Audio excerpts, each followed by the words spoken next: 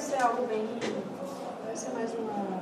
Vai ser algo diferente, mais uma conversa. A gente vai pedir para vocês chegarem mais perto.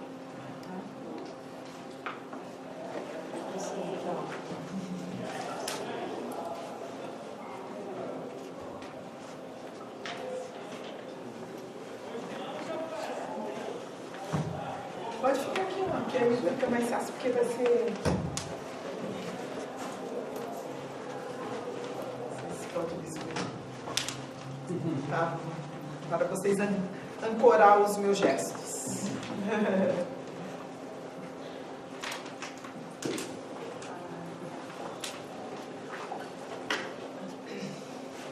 Antes da apresentação formal da professora, acho que a professora ainda vai querer fazer alguns comentários. Salve com vocês, agora a gente faz uma apresentação mais formal e começa uma performance. Vocês são... É que como são 11h30 que foi marcado o horário, então eu gosto de quem já está aqui 11h30 a gente começar, né? Porque afinal chegaram no horário, né? Então vamos lá. Então, no caso, se vocês puderem falar um pouquinho de vocês, assim, só para eu ter saber um pouquinho de vocês, já que vocês daqui a pouco vão saber mais de mim do que eu sei. E aí vocês poderiam falar o nome, e assim, aqui a área de pesquisa de vocês, alguma coisa assim, Eu sou Tatiana, me formei no bacharelado aqui, estou fazendo a licenciatura, não estou com nenhuma pesquisa nem de projeto de imitação ou nada assim. Me aproximei da dança, fiz o curso técnico de dança, tenho experiência com ginástica rítmica, mas a dança é uma área que eu gosto de estudar mais, investigar mais. Assim. Mas não trabalho especificamente com a dança.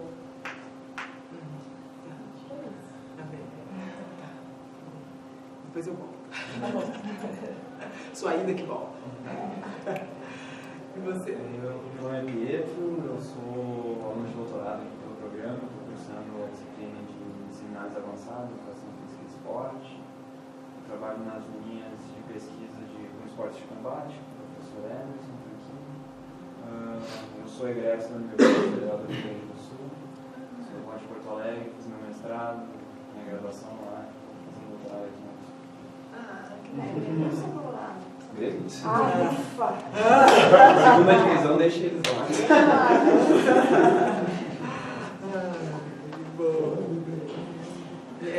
Pietro, né? Pietro. Tatiana, Pietro. Jair. Eu sou aluno de mestrado do Laboratório de Sistemas Motores Humanos, né? Minha pesquisa é experimental e quantitativa, então leituras como o seu texto, assim, é bem importante porque ele traz um pouquinho para dentro do que no dia a dia eu estou um pouco fora, né? Mas é isso, a minha pesquisa vai na linha do controle postural, né, do equilíbrio, e se o projeto acontecer como a gente esperar, a gente vai investigar o controle postural e o equilíbrio de pacientes que foram submetidos à cirurgia bariátrica. Curioso. Tem pouca coisa na literatura, né, do equilíbrio dinâmico, tem mais do equilíbrio estático. Sim. A gente está em cima do relato dos pacientes, a gente está tentando montar algumas tarefas que possam... Que tem uma memória corporal aí, né? Interessante, né? Curioso. Legal. Muito bom, muito bom. Jair. Isso. Então, Tatiana, Pietro, Jair. Ana Clara. Ana Clara. Eu faço licenciatura aqui. Eu também tive bastante vivência na dança antes de entrar na faculdade. Aqui eu estudo ginástica para todos. E estou num grupo novo de comunidade prática docente. A gente está... No momento a gente está estudando um pouco dessa questão da regência da aula. E educação física. Tu está ainda fazendo a... Eu ainda estou estudando... sim, eu estou em 2. Eu tenho mania de avançar muito, pelo menos. Então, assim, eu tenho 2. Eu estudo ginástica para todos, estudo composição coreográfica, estou finalizando agora, e já estou iniciando esse outro projeto.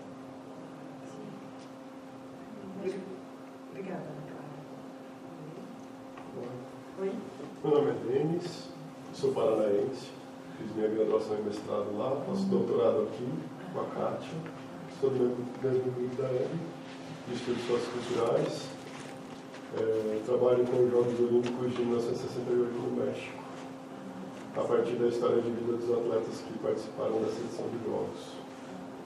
Então, meu interesse em te conhecer, depois de ler seu texto, é a forma que você trabalha com a poética e tentar ir por esse caminho. Um belo caminho. Mas eu comecei com o Jair ali. Eu fiz meu doutorado em psicologia experimental, né? Então, controlei muitos ratinhos. Tentei. Tentei, principalmente no mestrado, mas no doutorado já... As questões, né? Como que algumas questões te levam para o lugar que eu estou hoje, né? Então, é isso que eu vejo, como que uma questão da pesquisa, eu vou procurando, né? As minhas questões me trazem aonde eu estou, mas às vezes eu vou nas áreas do conhecimento em busca dessas respostas, assim, ou de formular questões mais que tem a ver com aquilo que a minha existência está apontando para mim. E se aquela área do conhecimento não está me dando, eu vou para outra. Até eu, né? Esse é o meu pesquisar, esse é o meu modo de ver o mundo. Então, é as minhas perguntas que me guiam. Então, eu comecei lá na experimental, estou aqui, estou lá na fenomenologia, na teologia, e aí bora, sabe? Porque é isso, é isso. Ah, mas tudo bem. Prazer, é Denis. Tá, então vamos ver. Tatiana, Pietro, Jair, Ana Clara, Denis. Se chegar mais gente, não vou conseguir guardar.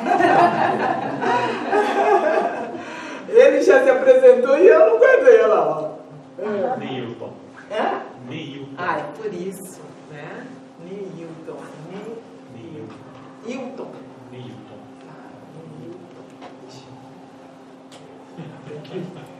Aquela coisa que eu guardava lá quando eu tinha meus alunos, eu guardava tudo no lugar. Aí eles mudavam de lugar, eu falei, cara, isso não vale. Aquela turminha, e aí as meninas na pedagogia, elas às vezes têm os mesmos estilos, o mesmo estilo de roupa e de cabelo. Decolar, principalmente. Sim. Aí você vai, aí você tem, aí eu falo, sempre fico numa posição para eu guardar. Aí elas, no início do semestre, elas vão, aí à medida que elas vão já se familiarizando com o grupo, elas vão já se ajuntando, e aí você vai já perdendo as referências, que elas vão mudando de lugar na sala e tal. Eu falei, e agora vai ficando confuso, que aí eu guardo bem o espaço, é uma forma que eu trabalho, na memória, né, também espacial.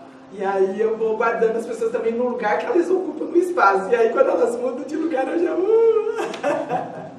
Neilton.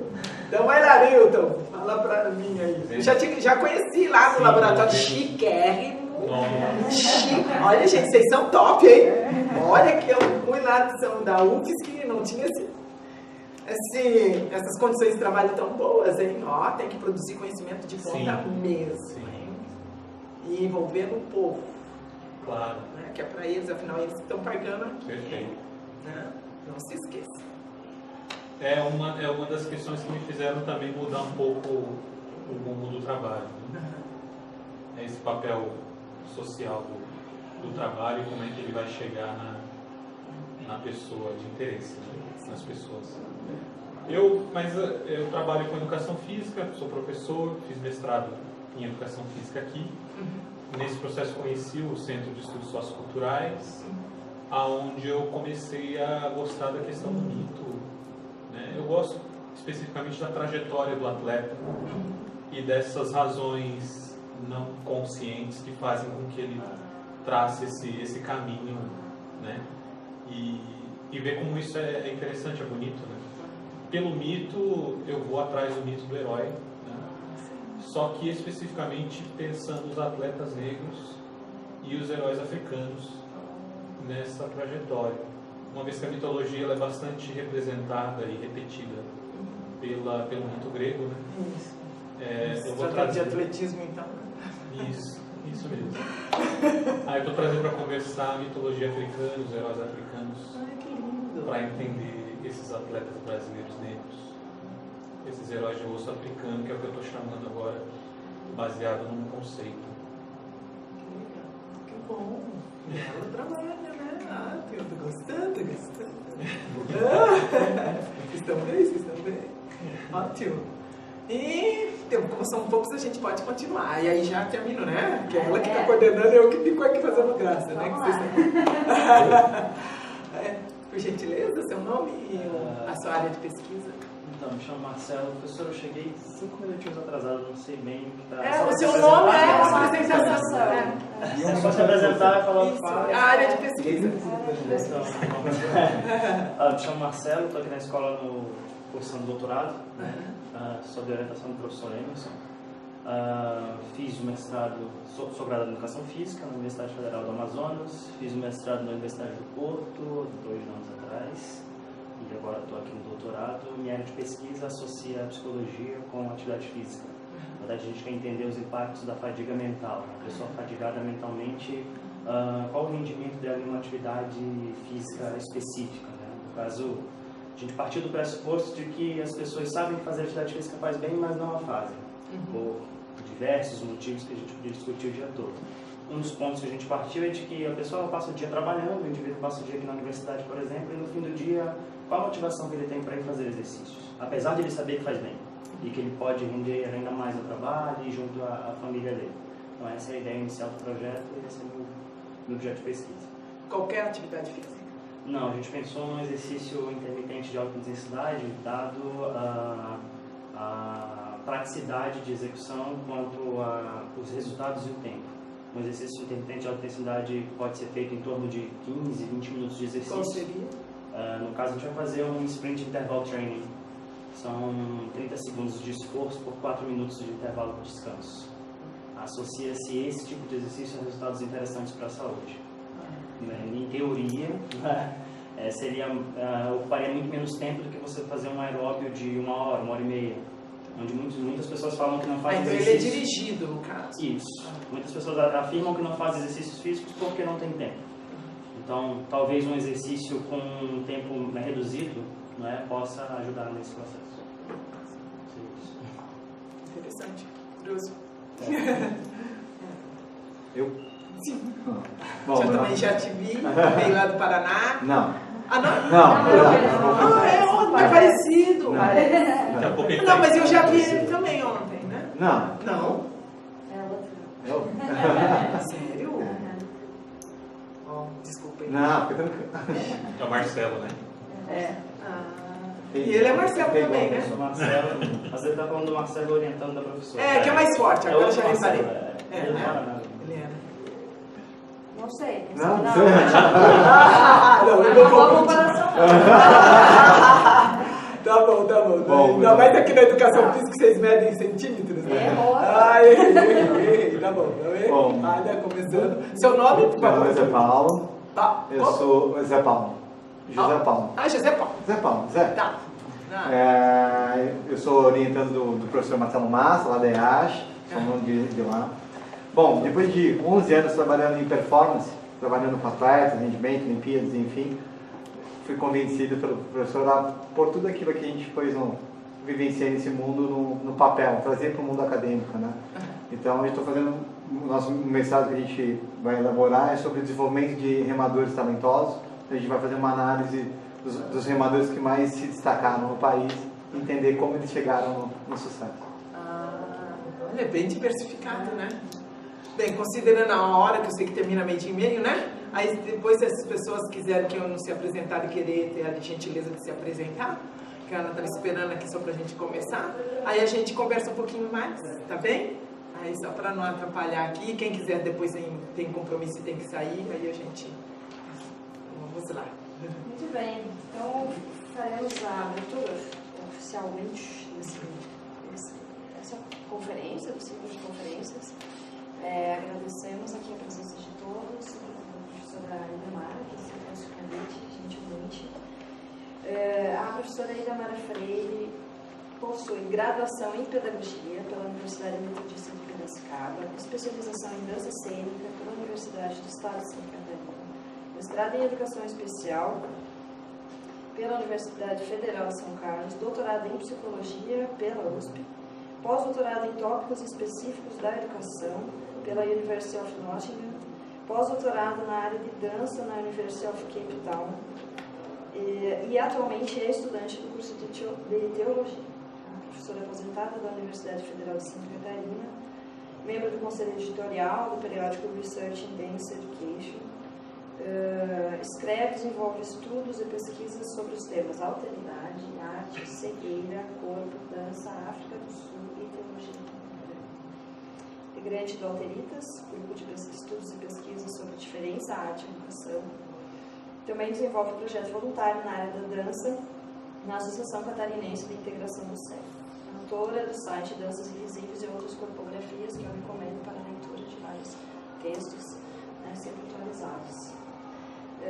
Também fico muito feliz de estar com a Aida aqui, porque a Aida foi minha orientadora de doutorado e tivemos aí um bom período de convivência, no qual aprendi muito, portanto ela é uma das culpadas por eu estar aqui nesse momento.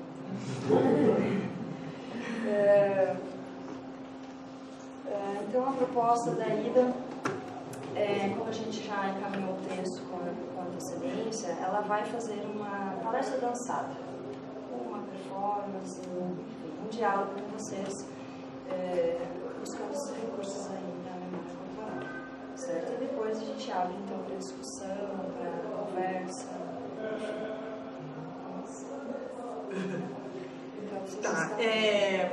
Então, eu estou fazendo uma proposição, né, que seria, eu intitulei, né, uma dança frágil, né, e três fortes questões. Por quê? Porque, como eu falei para vocês, o que mobiliza um pesquisador é a pergunta dele. E uma das questões que a psicologia experimental e a área experimental me ensinou foi fazer perguntas e uma precisão nas perguntas a ponto de que 50% na formulação do problema de pesquisa já estaria a resposta dele. Então, a precisão que eu tenho na observação, porque eu trabalho com observação, vem muito da psicologia experimental. Eu observava bebê, eu observava treino, né? Eu participei no mestrado meu, era sobre desenvolvimento infantil em relação mãe e criança, e aí eu ensinava mães e crianças a interagir com bebês, né? Mas fazia isso, então aí vocês vão ver que as minhas perguntas com a maternidade vêm de longe. E então eu comecei... e esse texto, aí o que me fez? Eu fui para a África do Sul e com uma pergunta. E a pergunta que eu fui foi: o corpo esquece? Essa foi a pergunta. E a minha pesquisa era sobre as vozes do silêncio. Há muitos anos que eu queria ir para a África do Sul. Eu queria ir para o continente africano. Há muitos anos. Mas... quando você entra em contato com sua ancestralidade, você tem que estar preparada para você ser guiada por ela. E não é você que escolhe o caminho, e sim é ela que escolhe o caminho que você vai. E aí você tem que ter uma escuta e uma preparação. E eu creio que foi mais ou menos uns 20 anos que eu levei para ir para a África do Sul, e quando ela aconteceu, em 6 meses eu estava lá. Saiu bolsa, saiu tudo. Aliás, eu não tinha saído bolsa nada. Depois que eu cheguei lá, que saiu bolsa, saiu tudo. Era hora de ir, eu falei, vamos embora. Peguei minha filha, né? Tinha ido antes numa pesquisa, eu fui antes. E a questão da África do Sul estava comigo desde a minha adolescência. Eu acompanhei, o impacto na minha vida foi eu pisar em Soweto. Naquela terra vermelha de Soweto, e eu falei, eu estou em casa. E era uma relação muito forte, assim, e porque eu vivi a luta das crianças que estavam sendo mortas, né, lá durante o massacre, por querer estudar na própria língua delas. Então, uma das questões minhas quando eu cheguei na África do Sul foi estudar Xhosa. Porque eu falei, eu tenho que aprender essa língua, uma das línguas, porque é um país que tem 96 línguas, sendo 11 oficiais. São línguas mesmo, e aí eu fiz questão de estudar algumas delas para entender como que se dá e por que se dá. São línguas maravilhosas e é estatuto de línguas porque elas representam as nações, são 96 nações. E uma das aulas minhas era o mapa da África do Sul, que não é a África, não é o mapa nosso. Não é o mapa, é o mapa deles. E é muito legal porque você aprende, você vê uma outra África lá, que você viaja, a África das nações. E aí, quando eu estava em Cape Town, é a nação Xhosa, que é o território deles, e tem as relações com os Zulus, é muito interessante, assim, então, e eles convivem com isso. E aí eu estudei para poder compreender isso, né? E aí quando eu chego na África do Sul, ela vem, e aí eu entro ali em Soweto, e aí eu começo, eu falei, nossa, mas eu estou acompanhando a luta dessas crianças há muitos anos. E aí eu fui no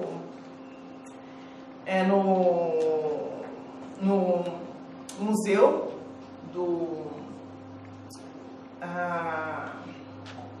agora eu estou com o nome de uma das crianças que foram mortas durante o massacre. E aí lá tem um monumento no monumento tem pedra e tem água. E aí o guia explica pra gente que a pedra quer dizer resistência, que as crianças usavam para se defender durante as passeatas. E também a água são as lágrimas e também o processo de purificação que as pessoas usavam para fazer, né, o que foi usado. Foram muitas crianças mortas na África do Sul, muitas crianças. E as crianças dançavam o totói, que aí é uma das... E quando eu voltei, aí apareceu um concurso que era Mulheres Negras Contam Sua História. Eu falei, vou entrar, vou contar, gostei dessa. E aí eu tinha 3 meses para dançar, né, para escrever o texto, porque já tinha aquelas coisas de edital, e aí tal. Aí eu falei, em 3 meses. E aí eu dançava, e eu escrevia, e aí tinha a hora que eu escrevia e não saía o texto, eu tinha que dançar o texto. E aí o que aconteceu? Isso que eu vou apresentar para vocês, ele veio junto com o processo da escrita. Eu não ganhei o concurso, tá? Era um concurso com a chamada política, então quem ganhou era quem tinha uma chamada mais política mesmo, né? E a gente discute, eu leio, né, como eu vou falar para vocês, sou leitora da Hannah Arendt, tem N noções de política, né? Então, mas a política seria uma política mais... outra definição de política não foi aqui, o texto meu é um texto político, mas se vocês lerem, né? Hannah Arendt, conceito de história em Hannah Arendt, então, né? Mas cada banca tem o seu perfil, né?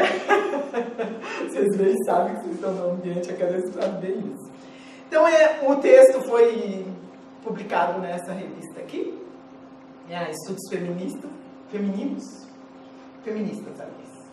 Lá, só que para ele chegar aqui, ele passou pelo meu corpo. Então, ou lê o texto, ou em tinta, ou lê, né, em sangue, né, que é o que eu vou dançar para vocês. Eu sugeriria, é uma dança mais íntima, eu sugeriria que se vocês pudessem estar mais próximos, eu acho que seria...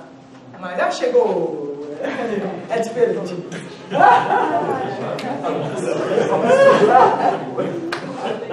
Qual é o nome dele mesmo? Marcelo. O Marcelo. Então, Marcelo.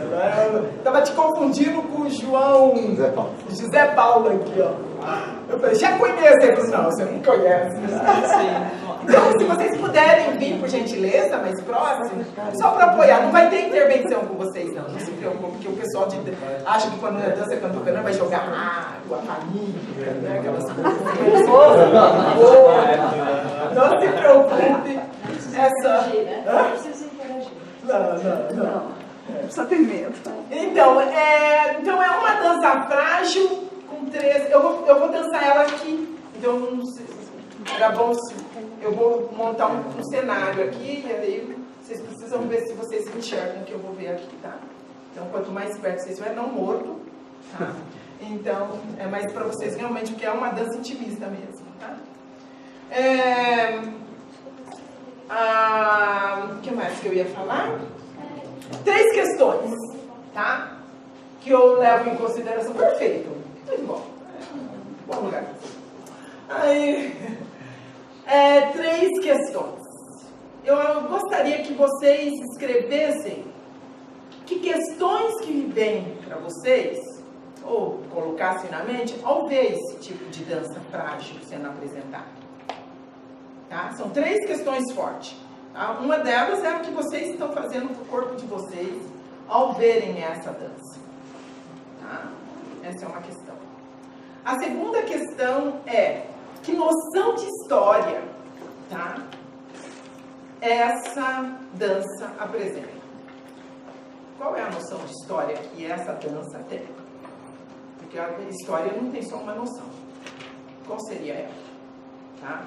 E a terceira, o que o meu corpo se lembra ao ver essa performance, essa dança, esse gesto, essa música? O que mobiliza em meu corpo isso? Tá? Essas são as 3 questões. Aí depois a gente abre, vocês tentam me dizer, tá? Se não achou nada disso, achou outra coisa. Bem? Então vamos.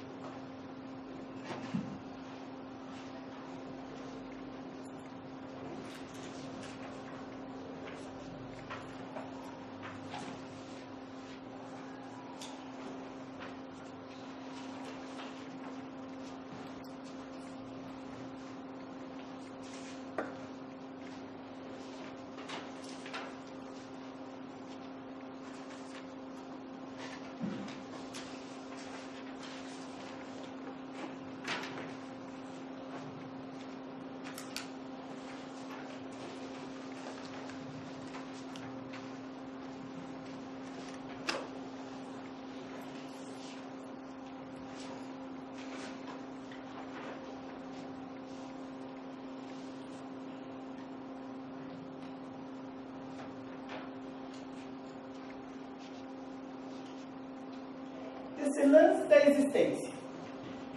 Um ensaio acerca da liberdade. Nesse ensaio, entrelaço fios de vidas das mulheres negras que estão atadas ao fio da minha vida. Com os fios soltos das canções de Zezé Mota e dos escritos da filósofa Hannah Arendt. Esse texto existência. Na leitura de ensaios e poemas de Marlene Norbese Philipp, escritora afro-caribenha, me inspiro não só para resistir às amarras culturais hegemônicas, mas também transcendê-las, criando possibilidades de escrita que vincule a dinâmica da fala com a dinâmica da fala. Compor um texto que se movimenta ora como dança, através do espaço, ora como uma canção, ritmada pelo tempo.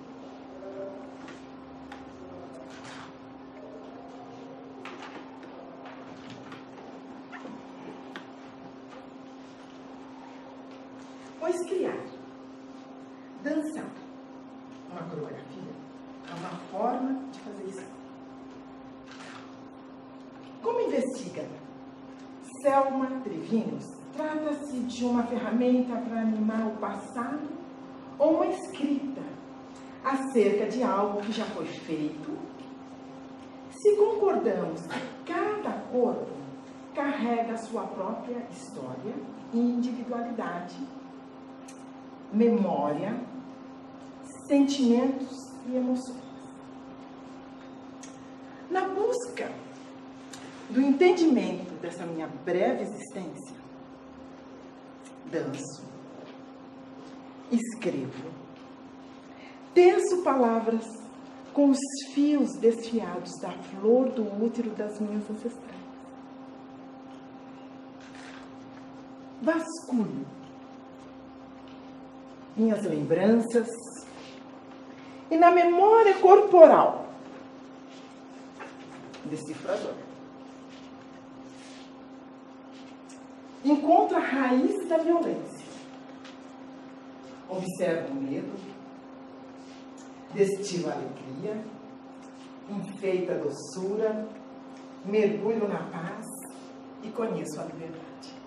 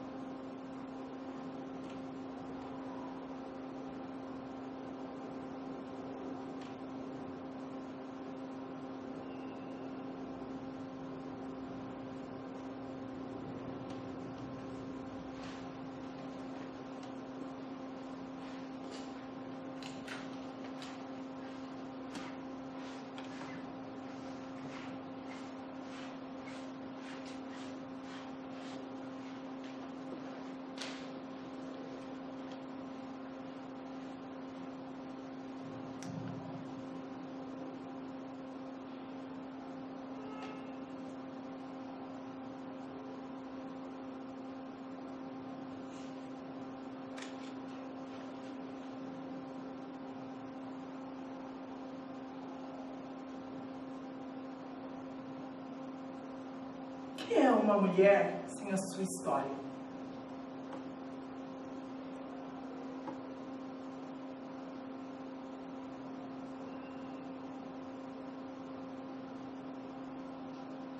O que é uma mulher sem a sua história?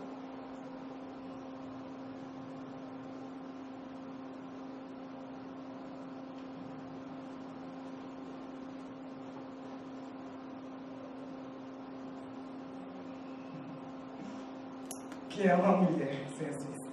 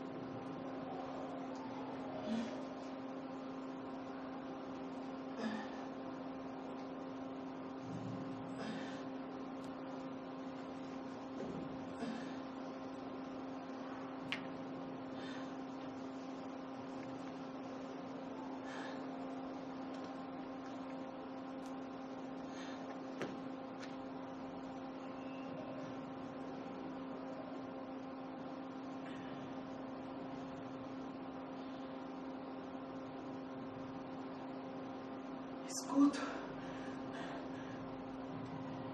o jogo de jato de urina na parede do vaso de louça branco, laranja, amarelo, claro, água, sangue, secreção. O corpo filtra, transforma, elimina suor, aroma, odor, olfato. O corpo distingue, exala, inala, respira, transpira, choro, lágrima, água salgada, mar. O corpo afoga a dor, enchente, nascente, maré crescente. Menstruo, não gesto, gestação invisível, carne líquida, enterro num chumaço de algodão. Absorvo o vermelho, carmesim, no branco que escorre no vaso de luz. Vida que vai pelo esgoto, arroto, escroto, necrose, morto, aborto.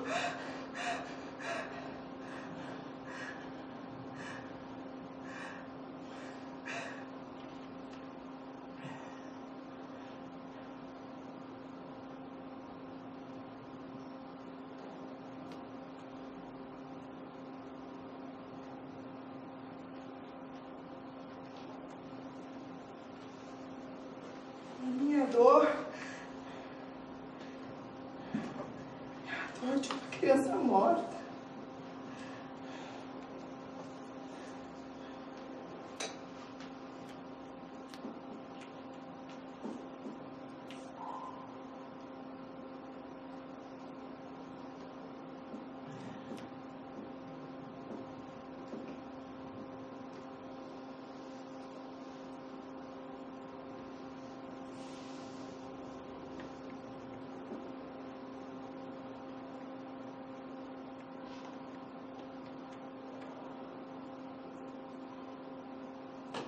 Eu fico com essa dor. Ou essa dor tem que morrer. A dor que nos ensina e a vontade de não ter. Sofrer demais que tudo, nós precisamos aprender. Eu grito e me solto. Eu preciso aprender. Curo esse rasgo ou ignoro qualquer ser. Sigo enganando ou enganando o meu viver.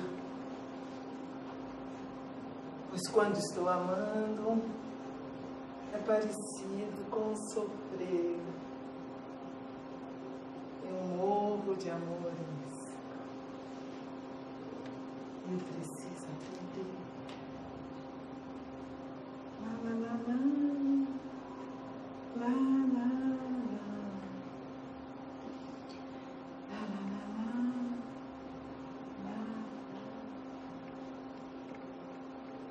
Lá, lá, lá, lá.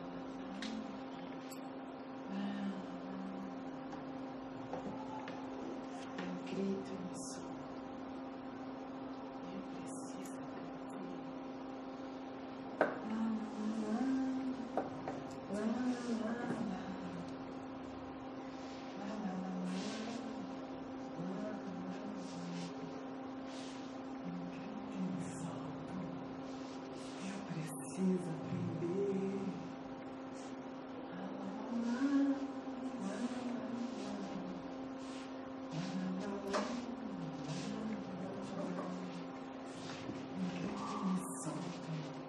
Eu preciso aprender. Eu grito e me solto. Eu preciso aprender. Eu grito e me solto. Eu preciso aprender.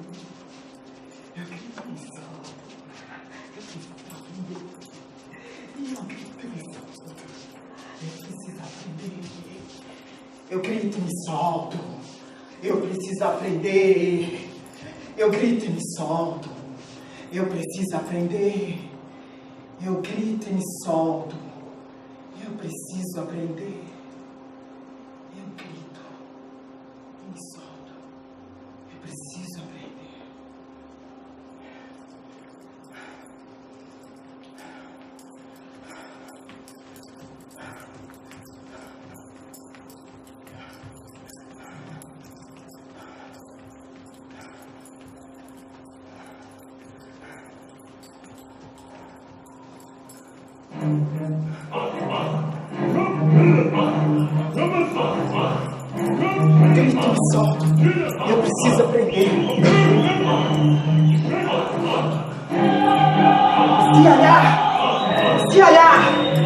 Ziaiá! Eu grito e me solto. Eu preciso aprender. Ziaiá!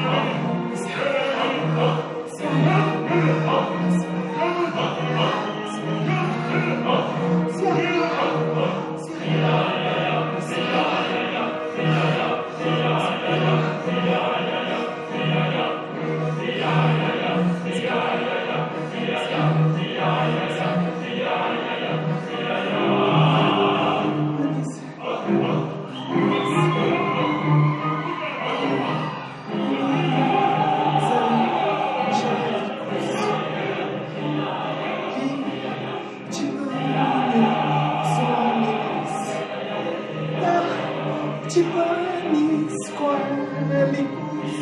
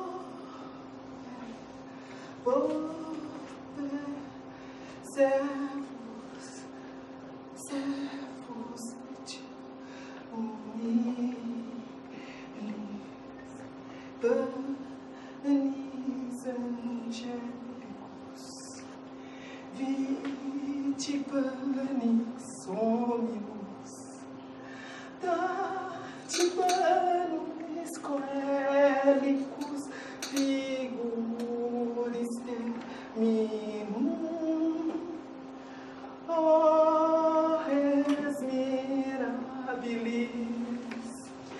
manducat Dominus. Oh,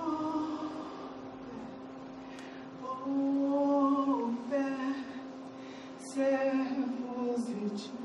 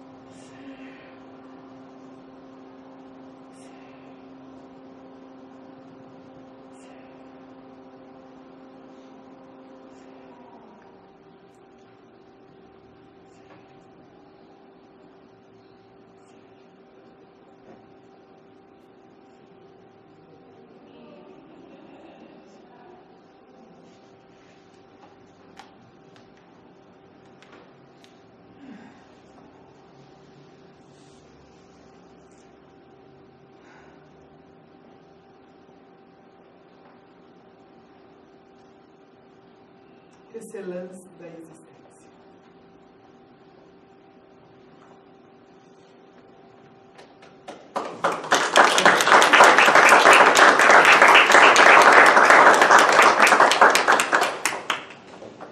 As perguntas. As respostas.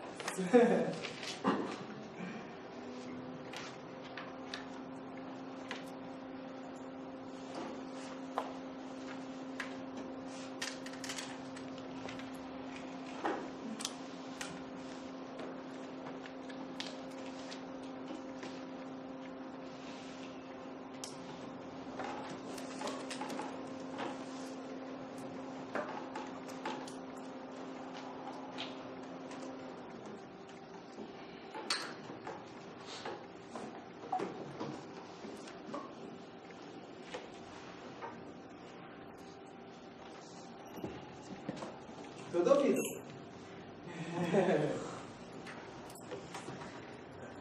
Para responder em voz alta, professora? Silêncio conta, né? Pode ser.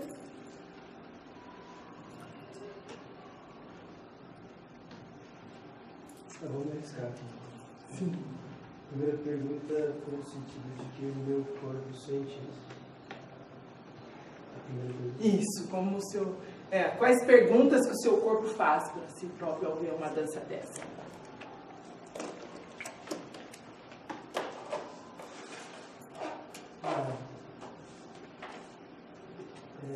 As perguntas vão no sentido de existe dor, qual o tamanho dessa dor, medo, regras que aprisionam, que eu esboço. Noção de história que a dança apresenta. Isso.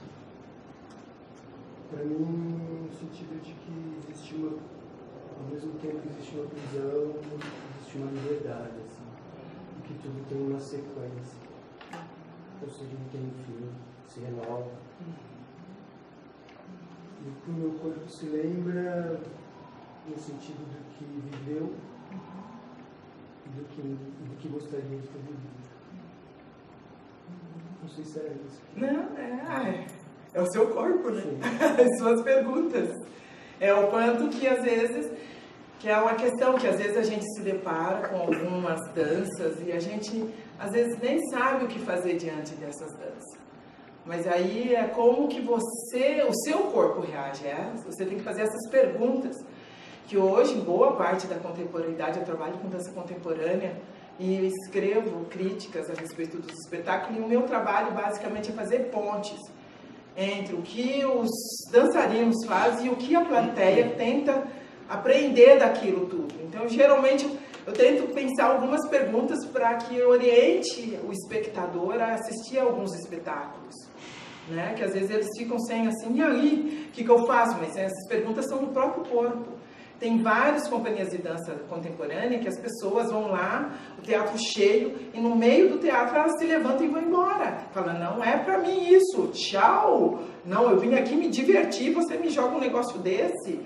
Que é isso, eu posso sair. Né? Então, é isso. Então, por que leva o corpo a sair do espetáculo, quando ele tem um enfrentamento dessa natureza? Né?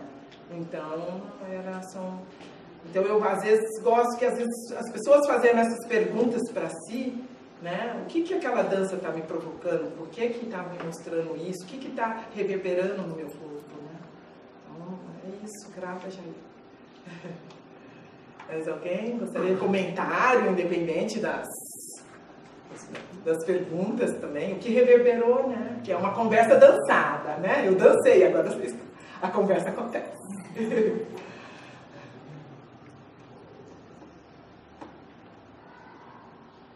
Eu acho que eu posso falar, então, professora, porque eu senti muito forte. Eu fiquei tentando pensar na primeira pergunta, né, que seria o meu corpo nessa dança. Mas o que meu corpo apresenta ao ver essa dança, na verdade, foi sentir e lembrar de algumas dores que são minhas, mas que também são da minha mãe ou da minha avó, e pensar que como a gente não tem espaço para pensar, eu faço, e por quê? A minha pergunta ficou, por que eu faço tanta força para reprimir essas dores e para não pensar nelas? E como elas estão fortes e elas estão presentes. Uma coisa mais ou menos... Acho que a dança, ela consegue puxar isso forte.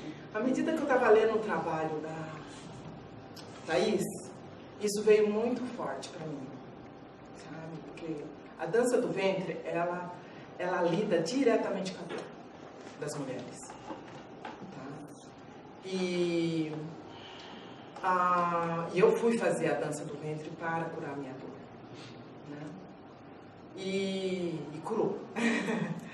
E outras dores aparecem, claro. Que enquanto estamos vivos, as dores vão se reatualizando, né? Mas o fato é aprender a lidar. Mas aí eu fiquei pensando que tem o texto como identidade dinâmica, falando equilíbrio dinâmico, né? Então, o texto como identidade dinâmica do Paul Ricoeur, ele vai apresentar... vai falar que a leitura, apresentar a leitura como um vetor de transfiguração da realidade, do mundo da ação em ficção. Tá? E eu tenho trabalhado muito, principalmente na África do Sul, é uma tradição na África do Sul hoje, por causa de todo o sofrimento que o povo teve, passou lá. Então é uma tradição deles lidar com as dores na ficção. Tá? Eles contam história. Um espetáculo na dança na África do Sul, geralmente na África em geral, mas principalmente na África do Sul, que é da onde eu estava e pesquisei, eles têm uma natureza assim, de 4 elementos que são essenciais. Qualquer espetáculo de dança que você for ver lá vai acabar aparecendo ou mais ou menos, ou explicitamente, esses 4 elementos. Primeira, eles cantam. É a música, tem música. tem a dança, propriamente dito, tem uma contação de história e é consagrado ao sagrado. Esses 4 elementos estão lá. Né? Então, como essa dança veio, ela foi composta nos primeiros meses que eu estava aqui, assim, né? Que eu cheguei, então eu estava bem vívida essas memórias minhas da África do Sul. Então, e aí, e é muito interessante como eles lidam com a dor lá, sabe? Eles mostravam muito isso para mim, que eu fui estudar o processo de reconciliação, eu fui estudar a relação da dança com o perdão lá, né? Então, porque foi uma nação que perdoou, é uma nação que perdoa, porque eles não quiseram fazer a guerra civil, como a maior parte dos países africanos, para pedir a liberação, né? Eles entraram diretamente na guerra, e a África do Sul passou por todo esse processo, que ainda está vivendo. Ontem eu estava até conversando com a Ana sobre isso, que eles falam que, eu fui com a minha filha de 6 anos, e eles falaram que quem vai viver a reconciliação era a geração da minha filha, porque era uma geração de crianças que estavam brincando juntos. E eles acreditavam que crianças que brincam junto é que iam trazer a reconciliação para o país. Né? Então eles trabalham tudo em termos de geração. Né? Então lá leva-se muito tempo, muitos anos. Então não é uma coisa, eles não têm essa relação tão automática. Então eles lidam com a dor, eles não fogem da dor, não. Eles entram nela e aí eu falei, eu vim estudar o perdão, né? E aí nós trocamos o processo, que eu tenho um processo que chama Jornadas, e aí, esse cara tá fazendo um esforço lá, deixa eu ficar um pouquinho de perto, né? Eu tenho um processo que chama Jornadas, e aí eu estava pesquisando lá, e eu troquei com uma pesquisadora, ela trocava o processo, eu passava o meu processo para ela, e ela passava o processo dela para mim. E aí nesse processo dela, e ela trabalha com violência, a violência no corpo. Aí ela falou assim, aí eu passei uma parte da minha jornada, e ela começou a trabalhar o processo dela, que era uma conversa interna com a sua violência. E aí eu falei assim, ela falou, mas eu não vou mais trabalhar com você, porque eu engravidei. E foi bem interessante, porque eu trabalho nesse processo da jornada, tem muitas mulheres que fazem esse processo da jornada e acabam engravidando depois, por causa que libera o feminino delas também, porque trabalham com as memórias corporais que estão lá, né? E aí acaba saindo. E ela estava tentando engravidar, e no processo da jornada ela engravidou. Que cria um casulo, tem todo um processo assim. E aí ela falou, mas eu não vou poder mais trabalhar, porque eu não quero trabalhar mais a violência agora nesse processo do bebê e tal. Eu falei, mas eu vim estudar o perdão aqui, eu não vou lidar com a violência. Aí ela tem, embora eu sou africana, mas tem lá na África do Sul, né, tem o pessoal, ela é de origem judia, mas ela tinha aquele sotaque inglês, assim, britânico, então ela ria essa tia, você acha que você vai passar pelo perdão sem passar pela violência? Você vai chegar no perdão sem passar pela violência? Aí eu captei a mensagem. Né? Então, não dá para tu chegar na alegria, sabe? No desfrute da felicidade, sem lidar com a dor. Sabe? Não tem como. As pessoas... Aí tem os atalhos que as pessoas vão, mas aí a coisa só aumenta. Entende? E o que eu percebo é essa coisa que as pessoas acabam vendo na dança, é essa questão da liberdade. Né? Então, às vezes, o que a África do Sul, o presente que ela me deu, assim, foi eu ter olhado para a minha violência, olhei para ela, e lá a atmosfera é você lidar com a violência, eles não fogem da realidade. Eu tive vários enfrentamentos com a violência lá, sabe? E com medo. Então, foi um país, assim, que aí eu fui fazer um shiatsu, uma mulher muito interessante, por sinal, e aí ela chegava, ela falou assim, quem vem para a África do Sul vem lidar com a sombra. Você vai olhar, você vai ver a tua sombra, mas não se preocupe, você está bem amparada. Vai passar bem, mas você vai se deparar com ela. Então não tinha, quem está indo lá vai lidar com isso, que é um país que lida, eles não fogem da realidade, eles vão, encaram as coisas, tanto que fizeram, em vez de fazer guerra, não, fizeram fizeram a opção mais demorada, que é um processo de reconciliação dia a dia. Eles estão se reconciliando dia a dia. Sabe, eles me falam, não, a reconciliação, né? Mandela fica preso 27 anos, uma geração. Veja só, como tudo é da geração lá. Uma geração preso. E isso foi que ele mudou. Ele falou, a liberdade não é só para os negros. A liberdade tem que ser para os brancos também. O opressor também tem que ser livre. Senão não vai ter como o negro ser livre, um opressor que não está livre também. Então, e ele quis isso. Ele lutou por isso. E passou por ele fazer negro. Eu quero que esse povo ande de mãos dadas. Né? E aí ele fez o gesto simbólico lá, que reverberou no mundo inteiro, né? O Leclerc, né? Para mostrar essa possibilidade. Então é tudo na conversa, é tudo no diálogo e muito corpo. Não é uma nação que dança. E a minha tese aí, quando eu fui estudar o Totói, que é esse CIA, eles lutaram e muitas crianças iam morrendo cantando essa música aí. Porque elas iam para a linha de frente e os policiais falavam, não atravessa. E elas cantando Totói e dançando Totói, elas iam. E os policiais metralhando assim. Morriam milhões de crianças. Um dos depoimentos da minha pesquisa, que eu fiz entrevista, com 10 pessoas lá, com alguns líderes espirituais e também com dançarinos de várias modalidades para entender como que a dança lidava com o perdão e como os líderes espirituais do judaísmo, do islamismo, das religiões africanas, as cristãs, lidavam com o perdão. Cada uma tem um modo de lidar com o perdão. E aí eles mostrando isso no corpo deles ainda. E eles falavam isso, que teve um dos depoimentos que falou que ela não tinha, basicamente, não passava uma semana que ela não ia no enterro com um colega dela. Entende?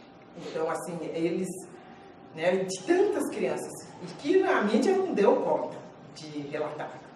E lugares sagrados, então as crianças iam tudo para a igreja, aí o pessoal ia lá, tá todas ali. Entende? Então, é uma... Agora, eu falava para eles lá que eu não ia lá para apontar dedos para ela. Eu fui muito com a Candelária. Tá? As coisas acontecem aqui no Brasil também. Né? A morte de jovens negros no Brasil é uma loucura. Entende? Então, eu escrevo, porque às vezes a gente olhando que está lá o espelho, né, que é a relação de espelhada que o Merleau-Ponty fala tanto, aí a gente olha para esse espelho e a gente vê nós lá. E a África do Sul tem muita identidade com o Brasil. Então, olhar e falar, lá era um apartheid declarado, era uma nação declarada. Então, como nós aqui no Brasil estamos lidando com a matança dos nossos jovens, dia a dia. Dia a dia. É enorme a quantidade de jovens negros que morrem. Como que nós lidamos com isso? Não lidamos, né? Mas é o caso que se a gente não lida com a nossa dor e não há um enfrentamento da nossa dor, nós não conseguimos acolher a dor do outro. E isso aí a gente ignora. Ah, não foi o meu filho que morreu. Não é por aí, cara. É o filho da nação. Por isso que eu fui estudar um corpo nacional. É corpo nacional. Entende? É uma nação dançando, é uma nação se reconciliando. Né? E não é só um indivíduo. Tá? Mas esse indivíduo, na libertação desse indivíduo, o fato do Mandela ter ficado 27 anos preso, ele propiciou que toda a nação pudesse pensar na dor própria, porque ele estava lá lidando com a dor dele, sem metralhar o outro. Entende? Não vai ser metralhando que eu vou diminuir a minha dor. Entende?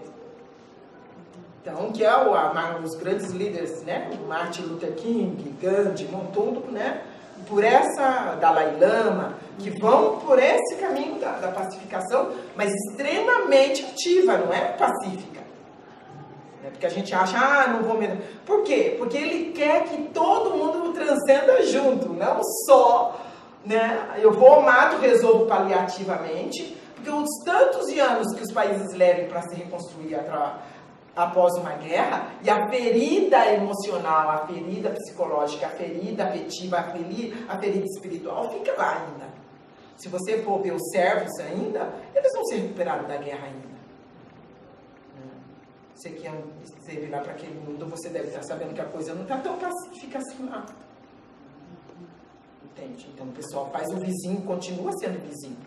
E que eu continuo odiando ele. O fato de ter feito um acordo de paz não quer dizer nada.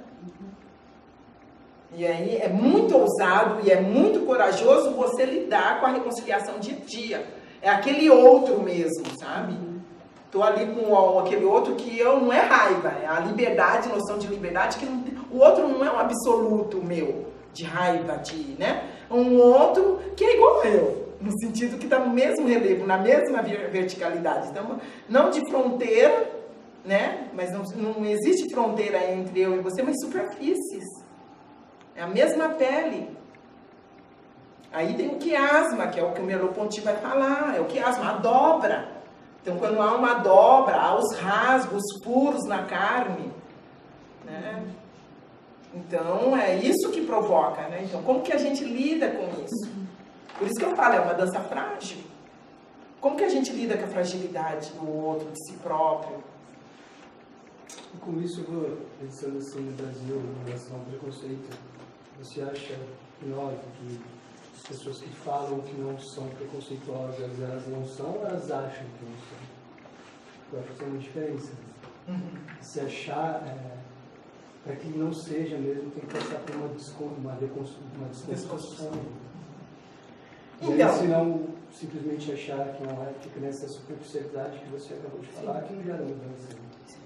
Então, eu tenho estudado preconceito em uma das perguntas, que eu aprendi aqui, numa disciplina que eu fiz aqui na USP, no meu doutorado, sobre o Henri Tástico, da psicologia social, tá?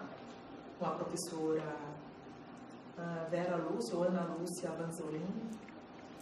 Maravilhoso, eu aprendi tudo do Tástico, me apaixonei pelo Tástico e entrei em contato com o estigma, com a teoria do estigma, e eu ofereci uma disciplina lá na universidade, que agora até permaneceu lá no currículo depois daquelas disputas em territórios, né, que a gente conhece. Acabou. Aí era a diferença estigma e educação. E aí a gente estudou essa questão. E uma das questões do preconceito é que às vezes as pessoas não vê os aspectos cognitivos do preconceito. O fato é que a gente tem que admitir, quando você admite que as pessoas veem o preconceito, ora, como algo fora animal, origem biológica, entende? É próprio do ser humano, sabe? Ter isso, então já é normal. Ninguém vai mudar isso, porque é uma, né, a origem animal, nossa, manifesta essa hostilidade, né? Qual é a razão da hostilidade do homem contra em relação ao próprio homem? Essa é uma das perguntas da psicologia social. E aí a outra é a questão do inconsciente. Inconsciente. Então, se você tem esses dois argumentos para lidar com o preconceito, fica bem complicado. Porque são difíceis de você lidar. Porque biologia, se o cara nasce assim, morre assim, etc. E tal, que aí vai o determinismo. E o inconsciente, você não tem controle. Inconsciente. O que o Tástico vai fazer? Ele vai falar, não, eu vou destacar os elementos conscientes, cognitivos do preconceito. E aí o que ele faz com isso? Ele vai mostrar que se você aprende a ter preconceito, que você aprende a ter preconceito, você pode aprender a não ter preconceito. Aí entra a educação. Então, o que eu poderia falar? Nós precisamos, a manifestação de preconceito, ela passa pela ignorância. Eu desconheço o outro, eu não tenho informação do outro. Eu dei muitos anos uma disciplina, eu trabalhava na área da educação especial, e trabalhei com a área da cegueira. E por muitos anos eu falava para os meus alunos, falei, se você quer ser uma expert na área da cegueira, tenha amizade com pessoas cegas. É eles que sabem o que é cegueira, você não é? Então tem que estar perto deles. Então a melhor forma de nós termos contato com os grupos, e aí na disciplina Diferença, Estigma e Educação, o que as pessoas faziam em grupo? Elas iam entrevistar os grupos que elas tinham mais falta de informação. Então eu via alunas minhas em entrevistar prostitutas, drogaditos, porque elas eram o grande outro delas. E aí eu falava, vai perguntar como se a escola colaborou, porque eu estava dentro do Centro da Educação, se a escola colaborou para o estigma dessa pessoa ou não. Então elas entrevistaram vários grupos sociais lá para entender. Então, a primeira coisa que nós temos que fazer, se nós deciframos que nós temos preconceito em relação, que nós temos preconceito de muita coisa. Eu viajo por esse mundo aí e eu vejo quanto de preconceito que eu tenho, algumas coisas que eu tenho que ainda lidar com isso. Opa, que é pautado na minha falta de informação a respeito daquele grupo, daquela sociedade, daquele povo. O que eu tenho que fazer? A lição de casa. Vou estudar, vou conviver. E aí, tentar dissipar. Eu, quando fui na Inglaterra um ano, no intercâmbio, e foi hiper legal. Que aí lá em Nottingham, foi bem curioso. Eu fiquei trocando um e-mail com umas colegas lá da universidade, e que não me conheciam e nem eu conhecia elas. E aí, quando eu cheguei, elas lá um dia que eu fui encontrar elas numa sala lá, tal, lá, porque eu tinha chegado, etc e tal, lá, aí marcamos um encontro aí com essa professora. Aí ela passou, ela estava na sala, ela entrou na sala, porque a gente tinha combinado de se encontrar num determinado local lá. E aí ela entrou e ela... Aí parou que só tinha eu na sala. Então, só deveria só. Então ela... Muito bom. Dr. Tracy! E eu, yes! Surprise! E ela não perdeu a oportunidade, é claro, de dizer, eu imaginava uma pessoa gorda, branca, loira. Eu falei, se enganou. E aí ela me convidou para ir na casa dela. E para minha surpresa, ela falou, você é a primeira negra que entra na minha casa. Nossa. O marido dela falou, nunca recebemos um negro na nossa casa. Eles já tinham vindo no Brasil, e aí eles gostam muito. Classe média, entende? Então, é o contrário, gente. Então, como é que eu posso ter uma interação com pessoas que eu desconheço completamente? Que eu nunca recebi na minha casa. E eu tenho colegas meus, universitários, esclarecidos, que ela fala que tinha amizade com determinados grupos. E aí ela fala assim, olha, fulano de tal fez uma opção, etc e tal, e a partir desse momento ela não entra mais na minha casa porque eu não quero que influencie meus filhos. Amigo íntimo. Esclarecido. Dinheiro. Educação, que é professor universitário, cara. E vem com um discurso desse.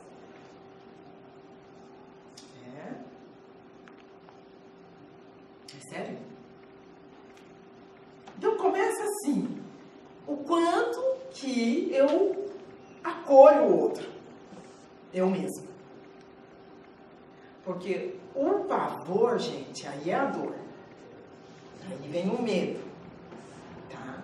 Porque tá por detrás de tudo isso é o meu grande eu. Egão. Não meu self.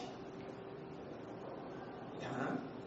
Então, eu vou acessar coisas que eu não tô afim. Que me tira da minha zona de conforto. Eu não tô afim.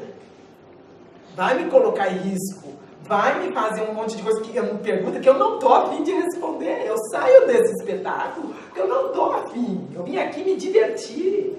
Estou nesse mundo para me divertir, para proporcionar momentos de alegria, felicidade para meus filhos, etc. e tal. A vida não é assim, né? Aí vem o sofrimento e vem a galope, cara. Vem a galope. Vem a galope o negócio. Porque a curva é, né? A vida é um rio, né? Uma hora tu fica paradão ali na barragem e ó, nem coisa. Não é assim. E agora você acha que necessariamente o trabalho com o corpo é uma pergunta que eu sempre me faço, né? Por meio da dança, enfim, é totalmente diferente dessas terapias que são super cognitivas, né? O trabalho com o corpo, e aí todo mundo que trabalha com o corpo, é essa via de acesso para o enfrentamento das dores internas, não sei, passa necessariamente pelo corpo. Olha, eu não sei se quem anda nessas águas aprende a nadar. Se faz um trabalho legal, porque acessa coisa que a linguagem segura. Eu tenho relatos de professores de educação física ou mesmo personal trainers que eles dizem que eles estão trabalhando e de repente a pessoa começa a chorar. E eles ficam sem saber o que fazer com aquilo. Né? Então, mas eu não estou mexendo, não estou falando nada, não estou mexendo com emoção nenhuma, estou passando um exercício ali para o corpo, para postural, para força, não sei o quê. E eu fico totalmente sem, né? Mas, enfim. Mas vai lá. Um gesto de uma pessoa, você vai no oftalmo, ele põe pinga, né? Aquele colírio para dilatar.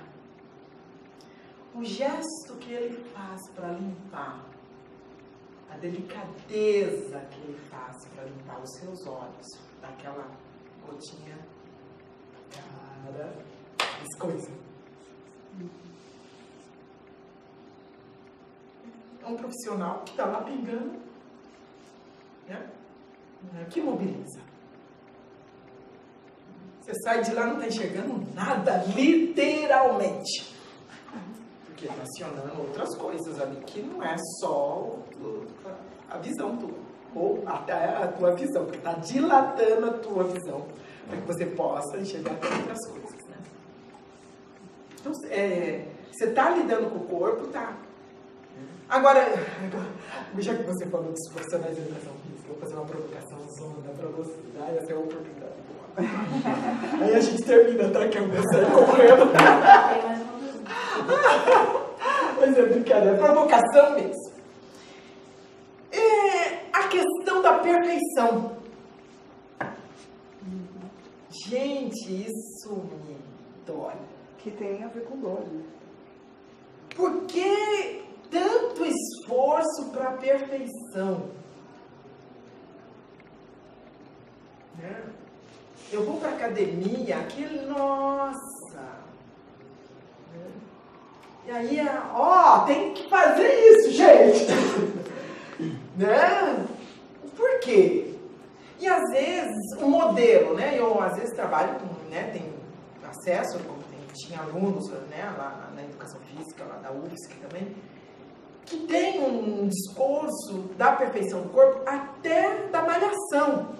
O meu corpo tem que estar X na medida Y, para eu poder usar o shortinho X, número Y. A minha meta é usar um número, tá? No verão eu tenho que estar A, B. Aonde vem isso? Porque isso passa para um funcionário, né?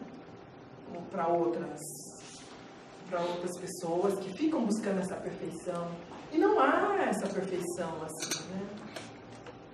Não sei se vocês concordam comigo ou não, se eu estou iludida. É que eu acho que é um tipo de discurso que não está no nosso controle mais. Né? Ou, não sei se... Eu acho que nunca teve. Existe um regime de imagem que o mercado oferece pra gente, que a gente muitas vezes acaba se dobrando. Agora tem sim uma parte grande da educação física que reproduz, mas eu acho que é mais por uma questão de submissão, assim, do que existe uma força maior que está pedindo esse tipo de estrutura. Né? Mas às vezes o próprio profissional sucumbe nisso. Né? Acho que Quando você não vê profissionais de educação física na TV, por exemplo, pensando sobre aquilo, você vê mais pessoas de outras áreas discutindo essas questões, artista, ator, aí você já vê um problema ali, né? Que a gente não ultrapassa esse, no máximo parece que reproduz nessa necessidade mesmo de submeter a estrutura que inclusive às vezes nos paga, né? Mas sim, Eu acho que a coisa se inverteu um pouco, tomou um sentido mais ou menos assim. A gente tem alguns padrões de saúde, por exemplo. Né? Você, em teoria, não deve ter excesso de gordura corporal, entre outras coisas que a gente entende como saudável. Só que aí parece que a coisa se inverteu e passou a ser não só para ser saudável, mas para se mostrar forte e belo e atender ao que ele comentou aqui de requisitos que parece que exigidos que são mais fortes do que a gente imagina. Acho que talvez tenha descambado para um outro lado. Não se vai mais para... Não se busca mais o exercício físico, a atividade física, os dois, para ser saudável. Talvez seja mais por isso. Mais pela busca do corpo ideal. Acho que talvez isso tenha influenciado. Ida, assim que a gente encerrar, só gostaria que você comentasse. Você escreve bastante e deixa isso claro na própria escrita, né? Uma escrita pautada pela memória corporal, né? Por uma história que a sustentação à pesquisa mesmo. Mesmo uma pesquisa acadêmica tem essa sustentação nessa história e nessa memória corporal. Isso para nós também é de grande importância, porque aqui todos estão envolvidos e têm uma memória corporal muito rica e estão envolvidos com essa questão do movimentar-se. Né? Enfim, você pode comentar um pouco sobre essa escrita que é também, né, que traz junto essa memória. Enfim, sim, temos, né, bem essa relação, né, o próprio corpo aqui, né, a própria dança acaba passando um pouquinho por aí.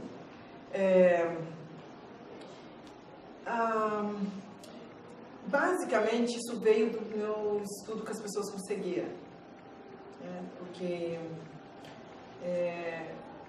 como eu fui desafiada, a primeira pergunta que é geral até a própria jornada, esse processo que eu faço, passa pelo como o corpo com cegueira pode apreciar a dança. Então, e aí, porque a apreciação da dança envolve 4 elementos: a própria apreciação em si, né? Tem a questão da observação do movimento, a execução do movimento e a criação. Então, esses 4 elementos são fundamentais para você apreciar a dança com interesse. E aí, como que essa pessoa cega poderia ter esses 4 elementos no processo de apreciação? Como se quando alguém estava narrando, ela conhecesse e tal.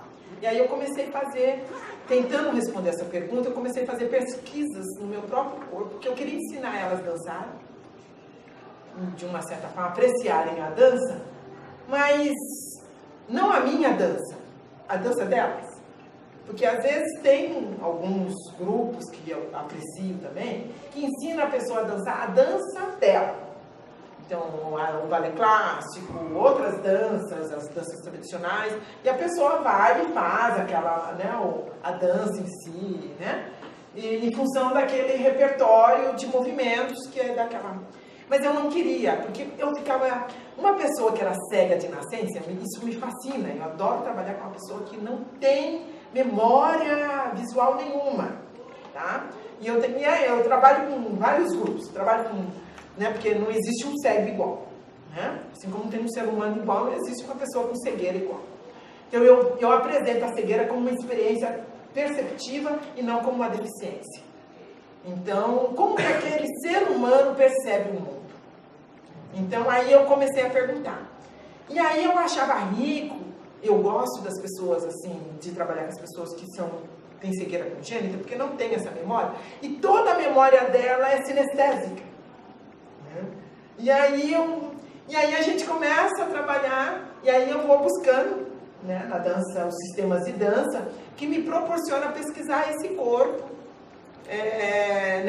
nessas esferas.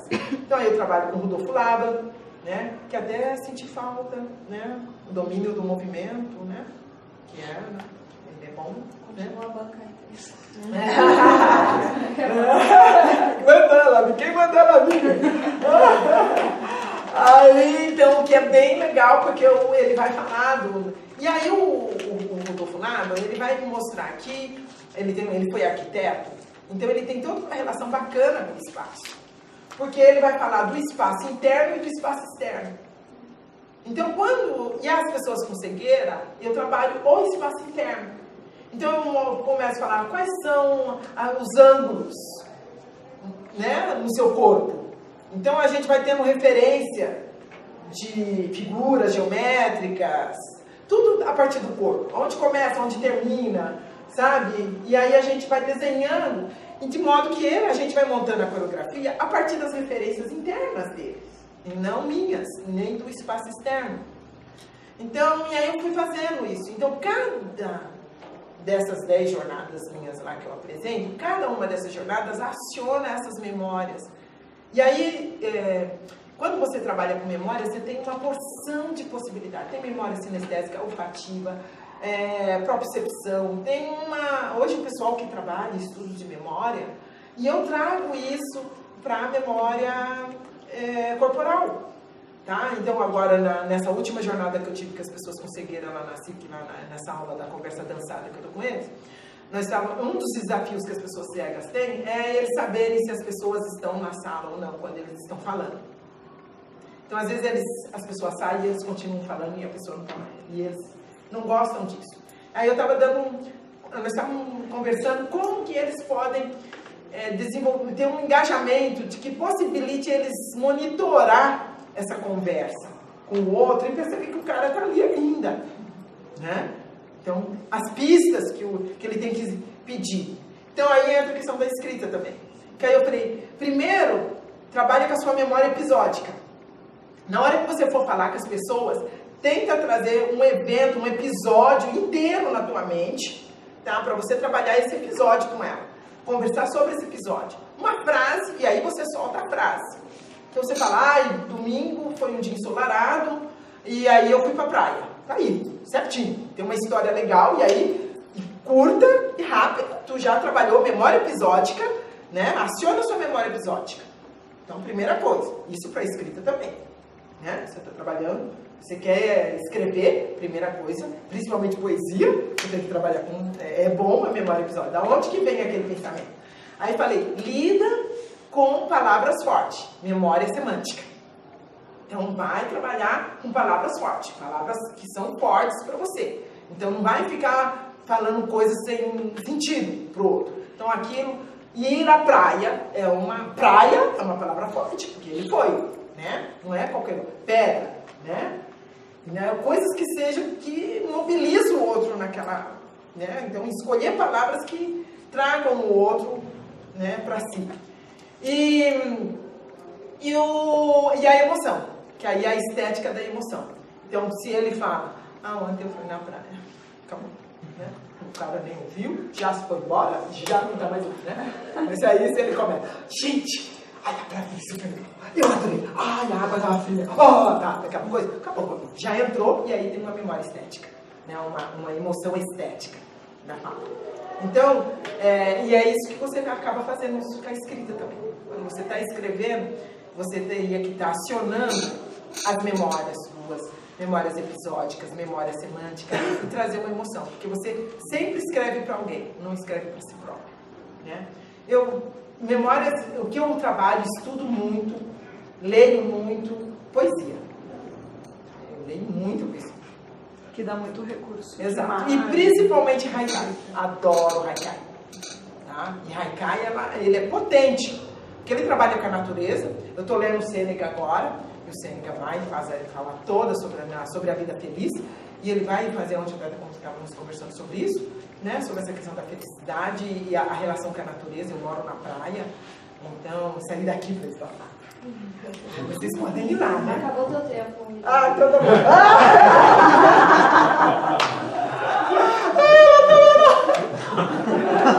Terminou, eu também. Gostei. Essa memória. Essa memória tu não quer, né? Mas então é bem isso, porque aí é você trazer essa memória da natureza, porque o Haikai trabalha, né? Com as estações do ano, com a natureza.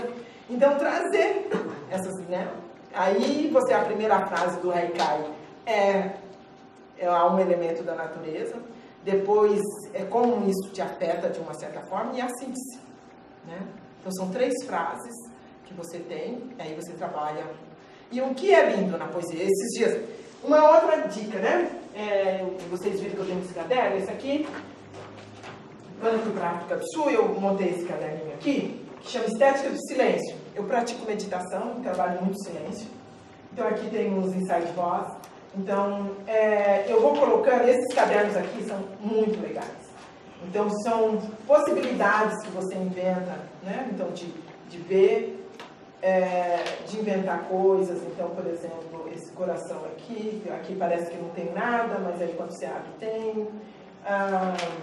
Desenhos nessa natureza, que é minha filha fazendo intervenções também. Né? E são coisas, possibilidades que vocês vão fazendo, criando. Né? Aqui as palavras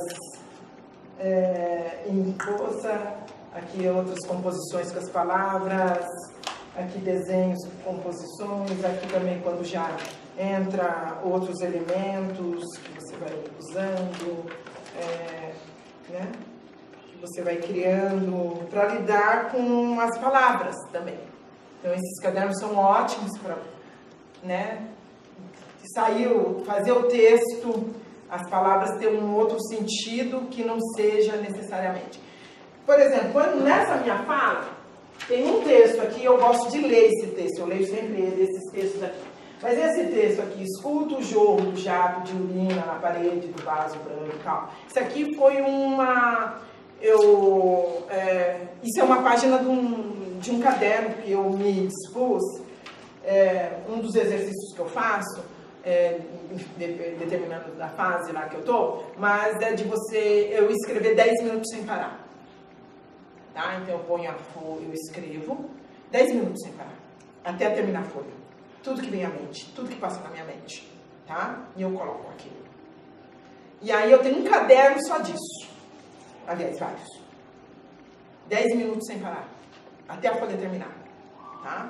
Ou então, às vezes, eu ponho uma folha por dia, numa sentada, tá?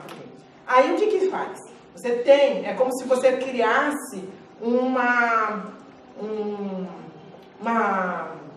dispensa, diríamos assim, de palavras. Aí quando você está escrevendo, você às vezes, puxa, eu preciso de aí você vai lá e busca. Quando você vai cozinhar, você precisa dos elementos para cozinhar, né? Então aí, às vezes você vai, aí, eu quero fazer, você abre a geladeira, o que tem na geladeira, né? Então aí tem até lá o panelinha lá da Rita Lobo, né? O que tem na geladeira? Aí você abre e aí faz alguma coisa com isso. Então aí também, isso é a mesma coisa. Eu abro o caderno, tô querendo escrever a tese, não vem nada, tá? Esse exercício. E outra, escrita é exercício diário. Dança, corpo, é exercício diário. Vocês sabem que se vocês que trabalham com o corpo, se vocês não praticam, fazem um exercício diário, como o Marcelo está lá todo aí, né, fazendo esforço de pessoas, mas se a pessoa não tem todo dia ali, ele vai. Escrita é a mesma coisa. Todo dia é religioso. Todo dia tem que escrever. Todo dia. 10 minutos é religioso. Quem quer trabalhar com escrita, no mínimo 10 minutos por dia. No mínimo. De escrita diária. Eu tenho uns diários meu, não sei o que escrever. Não sei o que escrever. Não sei o que escrever. Vai lá. Até agora já sei, estou começando a pensar o que escrever. Palavra, até terminei a frase. Acabou. Terminei meu exercício e fui embora. Passei uns 10 minutos, não tenho o que escrever. Porque naquele dia eu não tinha o que escrever, mas eu escrevi, não tinha o que escrever. Entende? Então é pegar e mandar ver. E aí, para poesia, o que acontece? Você pega um caderno desse, depois, e aí edita. Aí transforma isso, vê o que tem de potente nesses cadernos. Edita folha a folha. Ah, e aqui tem uma frase boa. Seja generoso de jogar fora. Tá? Você fala, tá. Isso deve... Esse caderninho de 90, né, que é esse caderninho pequeno que eu uso, 90 folhas, ele deve ficar mais ou menos umas 30 editado. Depois que você editar essas 30, você vai olhar e vai transformar isso em 3 estrofes. E aí tem uma poesia. Só de palavras fortes, potentes. Mas eles vieram de 90 folhas. Entende? Então a gente escreve uma coisa. Ah! Isso é maravilhoso, vou publicar o livro. Não é. É trabalho árduo, né? De achar, honrar o outro com a tua escrita. Né? E quando ele lê e ele fala, poxa vida, né? Ele captura. E isso essa é a pegada da poesia. Essa é achar aquilo que realmente mobiliza o outro. E como o que eu gosto de fazer isso na fenomenologia, por exemplo, na pesquisa fenomenológica, é porque a fenomenologia trabalha com rigor. Eu me identifiquei, depois que eu saí lá da psicologia experimental, com a fenomenologia por causa do rigor. O que me capturou na fenomenologia foi o rigor, que é uma ciência extremamente rigorosa, né? Ela olha só a petulância da fenomenologia. Querer ser a filosofia da filosofia. É isso que a fenomenologia é. Né? Ela quer ser a filosofia da filosofia. E aí, o que o Merleau-Ponty às vezes vai recomendar pra gente? Em vez de você ficar trabalhando estética, com a teoria da estética, vai lá na própria dança, né? E acha o que é próprio da dança. Não precisa pegar a categoria. Acha a filosofia da própria dança. Não empresta a categoria. Vai lá no próprio lugar e encontra. Que é isso que a fenomenologia vai fazer. Aí voltando lá para o Porriquer, olha, volta, lá da dor, veja só, que tem a ver com a escrita, né? Que ele vai falar a leitura, né? Então, uma das perguntas que me veio ao ler o texto com os seus vídeos todos, né? Lindos, que eu amei, assim, a produção que ela fez, todo cuidadinho, eu amei. Dos vídeos, né? Eu quero ver os outros. Né? 2 capítulos aí, né? Então, e aí nessa edição, né, que ela fez ali, aí eu vendo aquelas imagens, lendo o livro que ela quer, essa escrita poética, o vídeo trouxe muito essa poética que você colocou, fez um cenário, fez, né, principalmente ali no segundo já, né, que era numa casa de chá ali, né, então aquelas texturas, né, dos lenços pendurados, lindo aquilo, né. Então, isso mexe com as memórias das pessoas que estão vendo. Então, como pôr essas texturas no seu texto? Entende? Essa beleza. Então, aí a leitura, o que o Porriquer vai fazer é provocar isso no leitor. Tá? Então, aí eu fiquei pensando, à medida que eu li, eu falava assim... Esse autor é ótimo. Hã? Esse autor é ótimo. Como transfigurar, tá? A experiência da dor, tá? Sob os auspícios da dança. Né? Então, como transfigurar, né, a experiência da dor? Mas sob os auspícios da dança. Uma dança, porque não é qualquer dança que vai provocar isso. Fechamos aqui. Ela já terminou, ela já pessoal, muito obrigada então pela presença de todos e todas. Obrigada, Ida.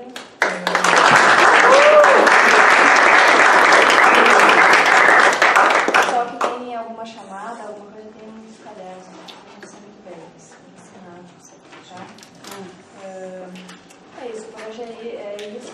Provavelmente daqui 2 semanas teremos outra conferência aqui, né? Vocês acompanham, né? Então, boa tarde, boa semana. Grata, viu? Foi um prazer conhecê-los e sucesso na pesquisa de vocês.